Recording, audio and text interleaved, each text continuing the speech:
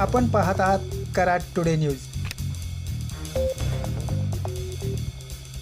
कराड चिपळूण महामार्गावरील वाहतुकीत 2 महिन्यासाठी बदल करण्यात येणार आहे। या अनुषंगाने सातारा जिल्हा पोलीस प्रमुखांनी वाहतुकीतील बदलाबाबत अधिसूचना काढली आहे।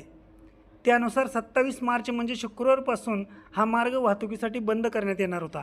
मात्र या मार्गावर शनिवारी म्हणजेच आज 28 मार्च रोजी कसलीच तयारी प्रशासनाने केलेली नाही। दरम्यान पाटण शहरातील केरा पुलापासून रामापूरपर्यंतच्या 1 किलोमीटरहून अधिक लांबच्या रस्त्याचे रुंदीकरण व काँक्रिटीकरण करण्यात येणार आहे।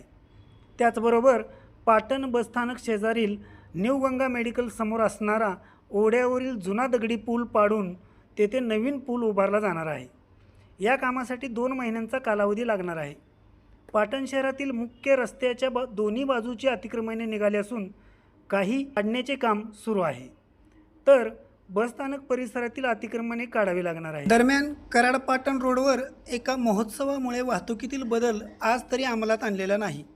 या वाहतुकीच्या बदलानंतर कराड उंब्रजच्या वाहनांसाठी राष्ट्रीय महामार्ग 48 वरून पाचवड फाटा उंडाळे कोकरूड मलकापूर आंबाघाट संगमेश्वरवरून चिपळूण असा मार्ग असून चिपळूणकडून येणारी वाहने संगमेश्वरवरून आंबाघाट मलकापूर कोकरूड उंडाळे पाचवड फाटा येथे येतील, तर हलक्या चारचाकी वाहनांसाठी कराड उंब्रजची वाहने नवा रस्ता गव्हाणवाडी फाटा नेरळेगौंड येथून चिपळूणकडे जातील व चिपळूणकडून नेरळेगौंड गव्हाणवाडी फाटा नवा रस्ता येथे वाहने येतील।